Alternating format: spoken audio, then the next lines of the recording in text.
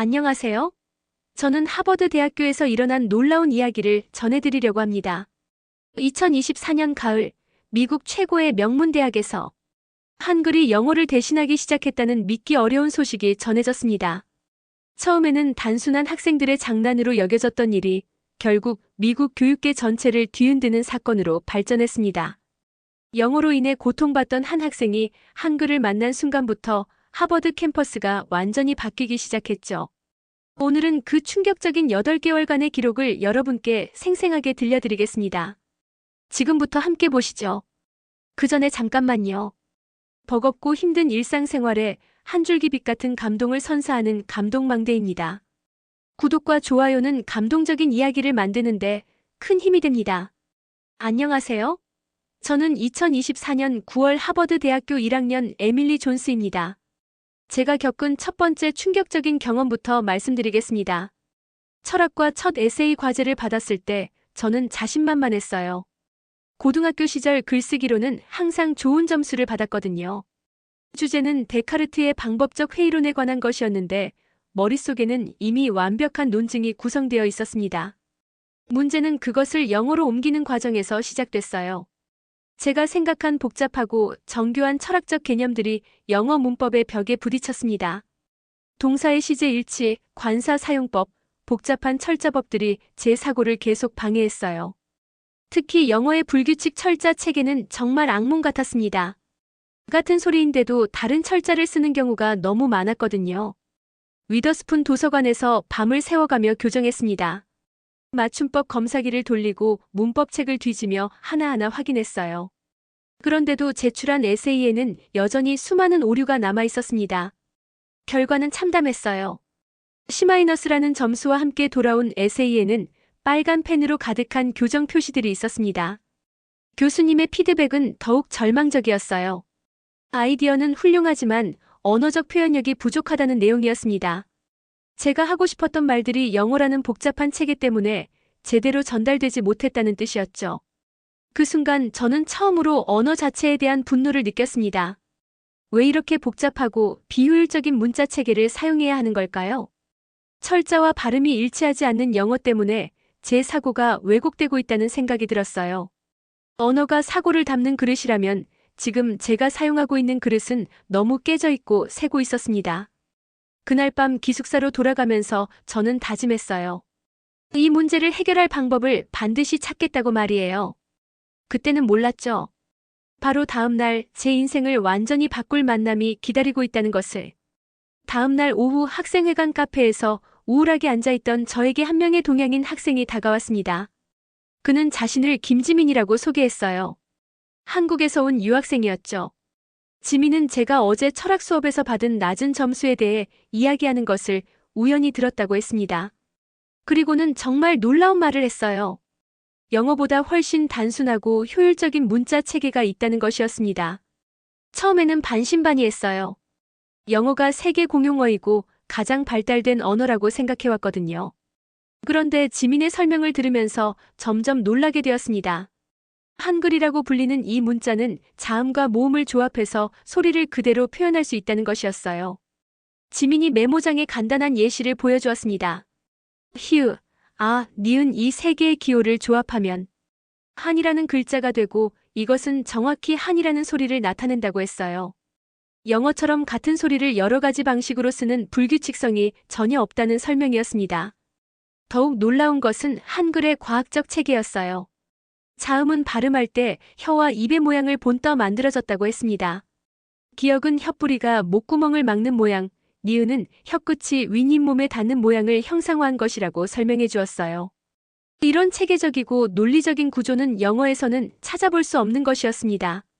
지민은 15세기에 세종대왕이라는 한국의 왕이 직접 만든 문자라고 했어요. 백성들이 복잡한 한자 때문에 글을 배우지 못하는 것을 안타깝게 여겨서 누구나 쉽게 배울 수 있는 문자를 창제했다는 것이었죠. 그 결과 불과 하루만 해도 읽고 쓸 수 있을 정도로 간단한 체계가 완성되었다고 했습니다.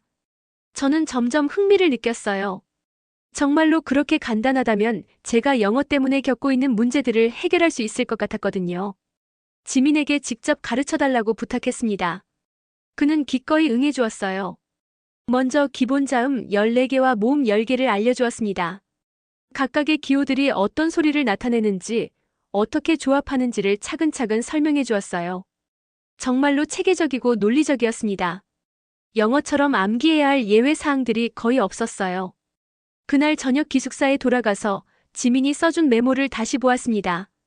정말로 이 간단한 기호들로 모든 소리를 표현할 수 있을까요? 반신반의하면서도 기대감이 생겼어요. 혹시 이것이 제가 찾던 해답일까요? 그날 밤 저는 기숙사 방에서 혼자 한글 연습을 시작했습니다. 지민이 써준 메모를 펼쳐놓고 하나씩 따라 써보기 시작했어요. 처음에는 어색했지만 점차 그 규칙성에 놀라게 되었습니다. 먼저 제 이름부터 써보기로 했어요. 에밀리를 한글로 어떻게 쓸까요? 지민의 설명을 떠올리며 소리대로 분해해 보았습니다. 이-미-라이.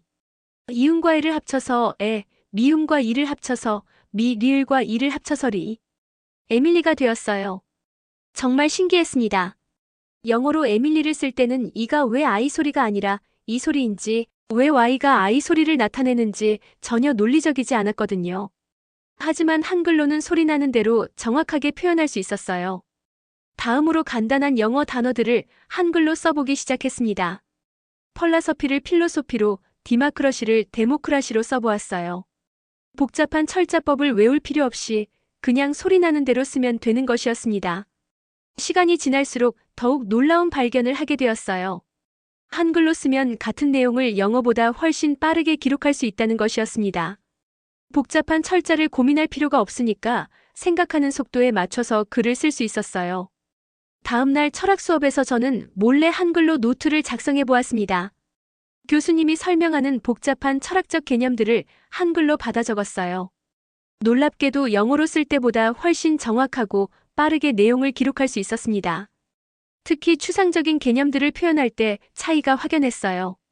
존재론을 JONJAERON으로, 인식론을 INSIKERON으로 쓰면서 복잡한 영어 철자 때문에 사고가 중단되는 일이 없었습니다.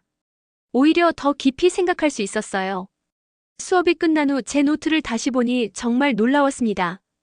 같은 시간에 영어로 쓸 때보다 거의 2배나 많은 내용을 기록할 수 있었거든요. 그리고 나중에 다시 읽어봐도 제가 무슨 생각을 했는지 명확하게 이해할 수 있었어요.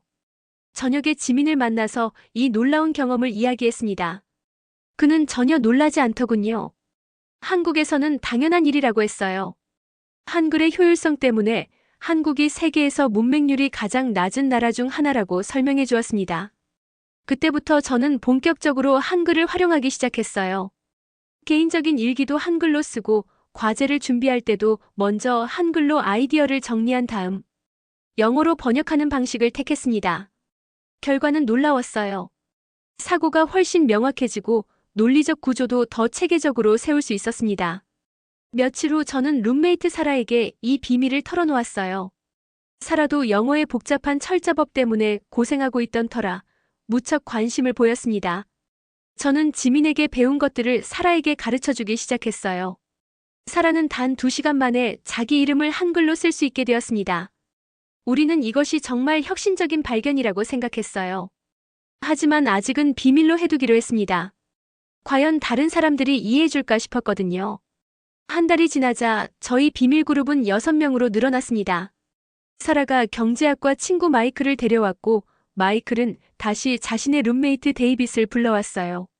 지민도 같은 기숙사에 사는 한국인 유학생 수진과 중국계 미국인 케빈을 소개했습니다. 우리는 거의 매일 저녁 도서관 지하 스터디룸에서 모였어요. 한글로 토론하고 과제를 함께 준비했습니다. 놀라운 것은 모든 사람이 한글을 배운 후 학습 효율이 급격히 향상되었다는 점이었어요. 복잡한 개념을 이해하고 표현하는 속도가 눈에 띄게 빨라졌습니다. 특히 데이빗의 경우가 인상적이었어요. 그는 심각한 난독증으로 고생하던 학생이었습니다. 영어의 불규칙한 철자 체계 때문에 글 읽기가 매우 어려웠거든요. 하지만 한글을 배운 후에는 완전히 달라졌어요. 소리와 글자가 일치하는 한글의 특성 덕분에 읽기 속도가 3배나 빨라졌습니다. 어느 날 마이클이 재미있는 제안을 했어요. 캠퍼스 벽에 한글로 간단한 메시지를 남겨보자는 것이었습니다. 처음에는 모두 망설였지만 결국 장난 삼아 시작하기로 했어요. 첫 번째 낙서는 옥스퍼드 스트리트 옆 벽돌 건물에 나타났습니다. 수진이 분필로 쓴 자유라는 두 글자였어요. 지나가던 학생들은 신기한 듯 쳐다보았지만 뜻을 알지 못했습니다. 우리만의 비밀 메시지 같은 느낌이었어요. 며칠 후 같은 벽에 희망이라는 글자가 추가되었어요. 케빈의 작품이었습니다. 그 다음에는 진실, 지혜, 꿈 같은 단어들이 하나씩 늘어갔어요. 우리는 마치 비밀 조직의 암호를 남기는 것 같은 스릴을 느꼈습니다. 반응은 예상보다 훨씬 뜨거웠어요. 처음에는 단순히 신기해하던 학생들이 점점 더 관심을 보이기 시작했습니다. 도서관에서 한글에 대해 질문하는 학생들이 나타났고 인터넷 커뮤니티에도 관련 글들이 올라오기 시작했어요. 특히 자유라는 글자가 큰 화제가 되었습니다. 그 단순하면서도 아름다운 형태가 많은 사람들의 시선을 끌었거든요. 어떤 학생은 그것이 고대 그리스 문자의 변형이라고 추측하기도 했고, 다른 학생은 새로운 예술 작품이라고 생각하기도 했어요. 상황이 재미있어지기 시작했어요. 우리가 쓴 한글 낙서 옆에 다른 학생들이 영어로 질문을 적어두기 시작한 것입니다. What does this mean? Is this a new language? Can you teach me? 같은 문구들이 벽에 나타났어요. 일주일 만에 옥스퍼드 스트리트의 그 벽은 하버드 학생들 사이에서 유명한 장소가 되었습니다. 매일 수십 명의 학생들이 그 앞을 지나며 신기한 글자들을 구경했어요. 몇몇 학생들은 사진을 찍어서 SNS에 올리기도 했습니다. 그런데 우리가 예상하지 못한 일이 벌어졌어요. 한글의 아름다운 조형성 때문에 예술학과 학생들이 관심을 보이기 시작한 것입니다. 그들은 한글의 기하학적 구조와 시각적 균형에 매료되었어요. 어떤 학생은 한글을 모티브로 한 현대미술 작품을 만들겠다고 했습니다. 언어학과 학생들의 반응도 흥미로웠어요. 그들은 이 낯선 문자의 언어학적 체계에 대해 궁금해했습니다. 도서관에서 관련 자료를 찾아보는 학생들이 생겨났고 교수들에게 질문하는 경우도 늘어났어요. 한 달 후 캠퍼스 곳곳에서 한글로 쓰인 메시지들을 발견할 수 있었습니다. 우리가 시작한 작은 장난이 예상보다 훨씬 큰 파급 효과를 만들어낸 것이었어요. 하지만 이것은 시작에 불과했습니다. 2024년 11월 셋째 주 월요일 아침 모든 학생들의 이메일함에 하버드 학사과의 공식 통보가 전송되었습니다. 제목은 캠퍼스 내 외국 문자 사용 금지 및 전통 유지에 관한 공지였어요. 통보문의 내용은 충격적이었습니다. 최근 캠퍼스 내에서 정체불명의 외국 문자가 발견되고 있으며 이는 하버드의 300년 전통을 훼손하는 행위라고 규정한 것이었어요. 모든 수업, 과제, 시험에서 영어 이외의 문자 사용을 엄격히 금지한다는 내용이었습니다. 더 놀라운 것은 구체적인 처벌 조치였어요. 수업 중 외국 문자로 작성된 노트가 발견되면 즉시 몰수하고 해당 학생에게는 학사 경고를 부여한다고 했습니다. 반복될 경우 정학 처분까지 고려한다는 강경한 입장이었어요. 학사과장 윌리엄 하워드 교수의 인터뷰도 함께 공개되었습니다. 그는 하버드는 미국의 지적 전통을 계승하는 기관이며 외국 문자의 무분별한 사용은 학문적 정체성을 흐린다고 주장했어요. 특히 최근 발견되는 동양계 문자가 서구 문명의 우수성을 부정하는 위험한 시도라고 강하게 비판했습니다. 우리 그룹은 긴급 회의를 열었어요. 지민은 분노했습니다. 한글을 동양계 문자라고 폄하하고 서구 문명 운운하는 것이 명백한 문화적 편견이라고 했어요. 수진도 마찬가지였어요. 세종대왕이 만든 과학적 문자 체계를 이렇게 무시하는 것은 용납할 수 없다고 분개했습니다. 하지만 더 큰 문제는 실질적인 탄압이었어요. 다음 날부터 교수들이 수업 시간에 학생들의 노트를 수시로 점검하기 시작했습니다. 철학과 윌슨 교수는 수업 중간에 갑자기 모든 학생들에게 노트를 책상 위에 펼쳐놓으라고 했어요. 제 친구 데이빗이 첫 번째 희생자가 되었습니다. 그는 여전히 한글로 필기하는 습관을 버리지 못했거든요. 윌슨 교수는 데이빗의 노트를 몰수하며 학사과에 신고하겠다고 엄포를 놓았어요. 데이빗은 그 자리에서 울음을 터뜨렸습니다. 상황은 더욱 악화되었어요. 캠퍼스 곳곳에 설치된 CCTV를 통해 한글 낙서를 하는 학생들을 색출하기 시작한 것입니다. 보안팀은 24시간 감시 체제를 구축하고 의심스러운 행동을 하는 학생들을 추적했어요. 마이클은 옥스퍼드 스트리트에서 한글로 평화라고 쓰다가 현장에서 적발되었습니다. 그는 즉시 학사과로 소환되어 3일간 정학 처분을 받았어요. 캠퍼스 청소부들은 모든 한글 낙서를 지우라는 명령을 받았습니다. 하지만 예상치 못한 일이 벌어졌어요.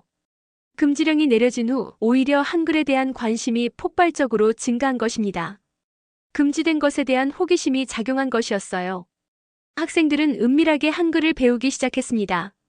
지하 스터디룸에서 열리는 우리의 한글 스터디 그룹에 참여하려는 학생들이 줄을 이었어요. 일주일 만에 참가자가 30명으로 늘어났습니다. 그들은 모두 한글의 효율성과 과학성에 매료되었어요. 더욱 놀라운 것은 일부 교수들의 은밀한 지지였습니다. 언어학과 김벌리 스미스 교수는 개인적으로 저를 찾아와 한글에 대해 질문했어요. 그녀는 한글의 언어학적 우수성을 인정하면서도 공개적으로 지지할 수는 없다고 안타까워했습니다. 컴퓨터과학과 마크 톰슨 교수도 비슷한 반응을 보였어요. 그는 한글의 디지털 환경 최적화 특성에 깊은 관심을 보였습니다. 한글이 컴퓨터 입력과 처리에 있어서 영어보다 훨씬 효율적이라는 사실을 알고 있었거든요. 금지령 2주 후 캠퍼스의 분위기는 완전히 달라져 있었습니다. 표면적으로는 조용해 보였지만 지하에서는 한글 혁명이 조용히 번지고 있었어요. 학생들은 더욱 은밀하고 조직적으로 움직이기 시작했습니다. 12월이 되자 하버드 캠퍼스는 보이지 않는 전쟁터가 되어 있었습니다. 표면적으로는 평온해 보였지만 교수진과 학생들 사이에 깊은 갈등이 자리 잡고 있었어요. 언어를 둘러싼 이념적 대립이 첨예하게 나타나기 시작했습니다. 고전학과 존 밀러 교수는 수업 시간에 한글을 서구 문명에 대한 도전이라고 공격했어요. 그는 라틴어와 그리스어로 이루어진 서양, 고전 교육의 전통이 동양의 표의문자 체계에 의해 위협받고 있다고 주장했습니다. 하지만 밀러 교수의 주장에는 치명적인 오류가 있었어요. 한글은 표의문자가 아니라 표음문자였거든요. 오히려 라틴 알파벳보다 훨씬 정확하고 체계적으로 소리를 표현하는 과학적 문자였습니다. 언어학과 학생들은 이런 무지한 발언에 분개했어요. 반면 일부 교수들은 조심스럽게 다른 입장을 보이기 시작했습니다. 철학과 사라 존슨 교수는 수업에서 언어의 다양성이 사고의 다양성을 가져온다고 언급했어요. 직접적으로 한글을 언급하지는 않았지만 학생들은 그 의미를 충분히 이해할 수 있었습니다. 가장 큰 변화는 학생들 사이에서 일어났어요. 금지령에도 불구하고 은밀하게 한글을 배우는 학생들이 기하급수적으로 늘어났습니다. 기숙사마다 비밀 스터디 그룹이 형성되었고 온라인 커뮤니티에서는 암호처럼 한글을 사용하는 문화가 생겨났어요. 특히 인상적이었던 것은 한글을 배운 학생들의 학업 성취도 변화였습니다. 복잡한 철학적 개념을 다룰 때 한글로 먼저 정리한 후 영어로 번역하는 학생들의 에세이 품질이 눈에 띄게 향상되었어요. 논리적 구조가 명확해지고 사고의 깊이도 달라졌습니다. 데이빗의 경우가 가장 극적이었어요. 난독증으로 고생하던 그는 한글을 통해 완전히 새로운 학습 경험을 하게 되었습니다. 소리와 글자의 완벽한 일치 덕분에 읽기 속도가 급격히 향상되었고 이해력도 따라서 발전했어요. 그의 중간고사 성적은 이전 학기보다 2등급이나 올랐습니다. 이런 현상은 더 이상 무시할 수 없는 수준이 되었어요. 일부 교수들은 학생들의 변화를 직접 목격하고 충격을 받았습니다. 특히 라이팅 센터에서 근무하는 조교들은 한글을 활용하는 학생들의 글쓰기, 실력 향상을 생생하게 관찰할 수 있었어요. 하지만 보수적인 교수들의 반발도 더욱 거세졌습니다. 영문학과 리차드 화이트 교수는 한글 사용을 사고를 단순화하는 위험한 실험이라고 경고했어요.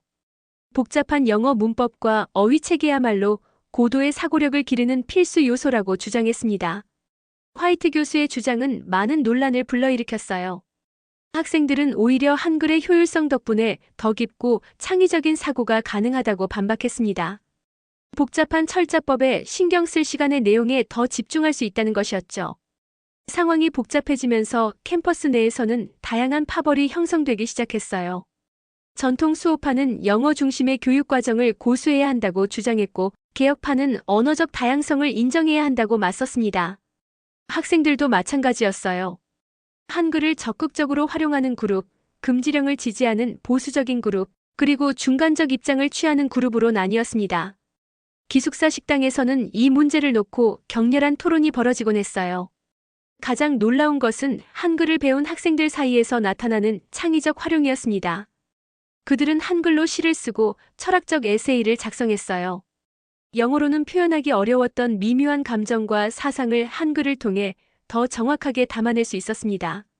12월 말이 되자 캠퍼스의 분위기는 임계점에 도달해 있었어요.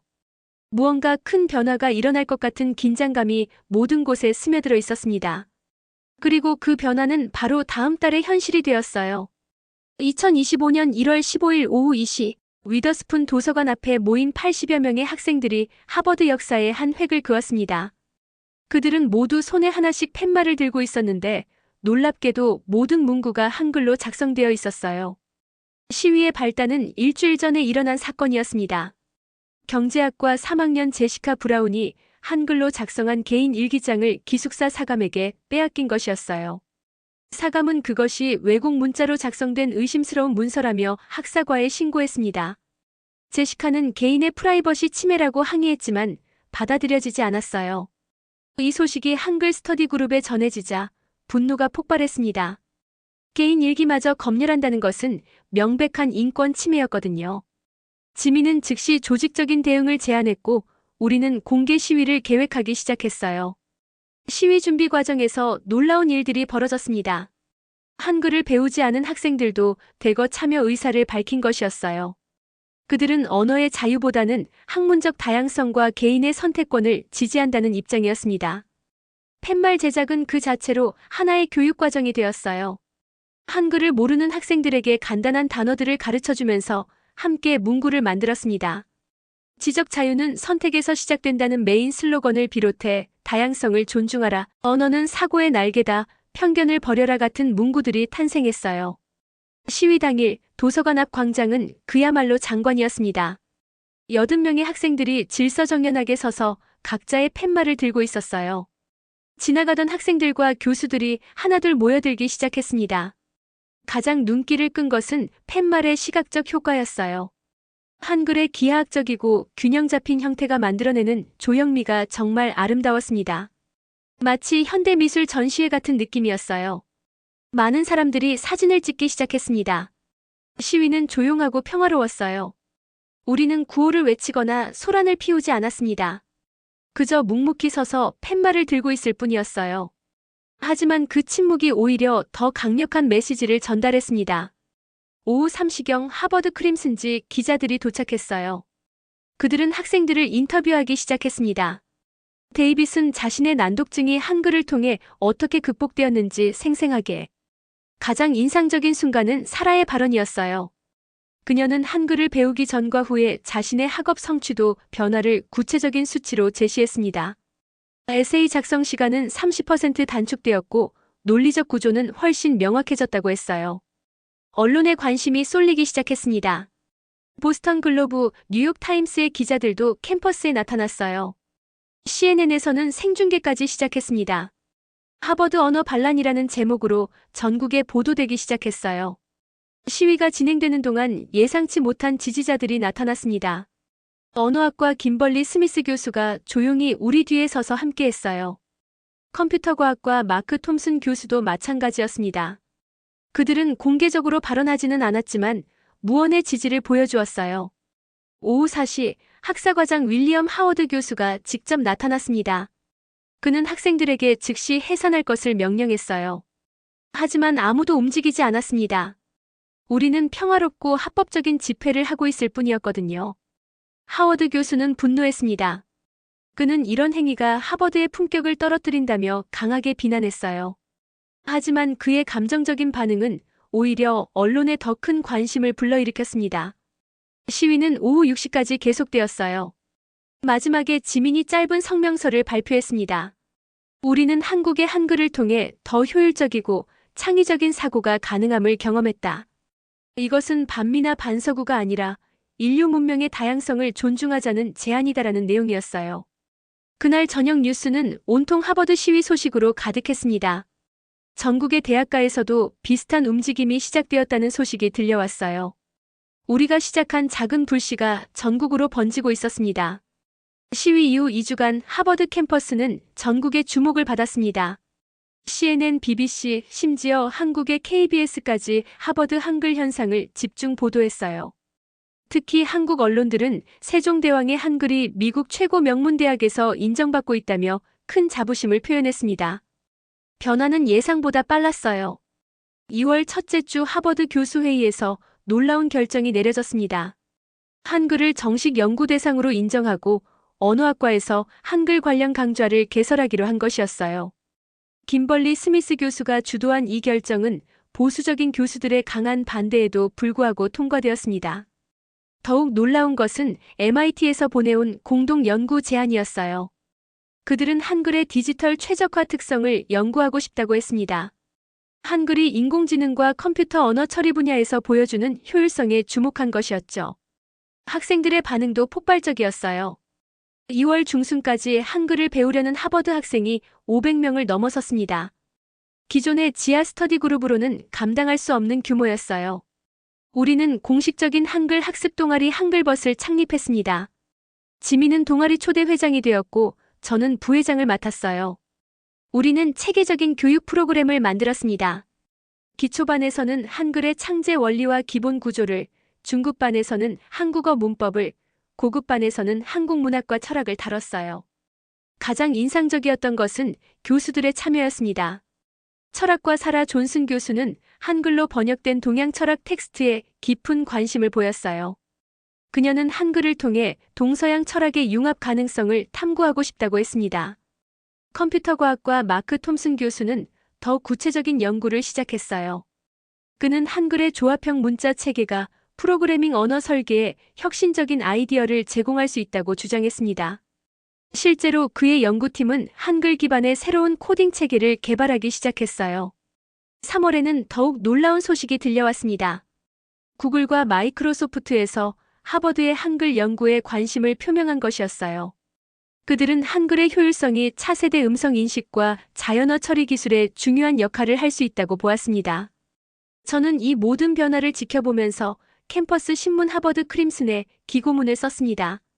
제목은 언어의 다양성이 사고의 혁신을 만든다였어요. 기고문에서 저는 이렇게 썼습니다. 한글을 배운다고 우리가 덜 미국인이 되는 것은 아닙니다. 오히려 우리는 더 넓은 세계와 연결되고 더 창의적인 사고를 할 수 있게 되었어요. 언어는 경쟁의 대상이 아니라 협력의 도구입니다. 특히 인상적이었던 것은 데이빗의 변화였어요. 한글을 통해 난독증을 극복한 그는 이제 하버드에서 가장 뛰어난 학생 중 하나가 되었습니다. 그는 한글의 과학적 체계가 학습 장애를 가진 학생들에게 얼마나 큰 도움이 되는지 생생하게 증명해 보였어요. 4월 마지막 주 하버드 야드의 넓은 잔디밭에서 특별한 광경이 펼쳐졌습니다. 200여 명의 학생들이 모여서 한글로 대화하고 있는 모습이었어요.